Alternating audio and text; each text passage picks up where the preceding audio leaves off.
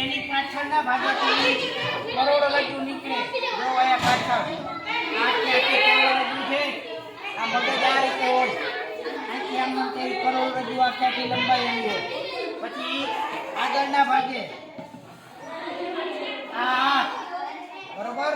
પછી અહીંથી આ ગળાના ભાગે સ્વર પેટી આપણે બોલીએ ને, આ જો આ ભાગ, આ સ્વર પેટી ને ઈ બરોબર. ત્યાં પછી આ હૃદય છઠ્ઠી વાળા હોવ ને, છઠ્ઠી વાળા, હા આ હૃદય. પછી આ ફેફસા, શ્વાસ લઈએ ને આપણે, એ શ્વાસને આખા શરીર સુધી પહોંચાડવાનું કામ આ કરે. હૃદય, લોહી છે ને, લોહી રુધિર એનું આખા શરીરમાં પરિભ્રમણ કરવાનું કામ આ કરે. પછી આ લીવર, યકૃત બરોબર.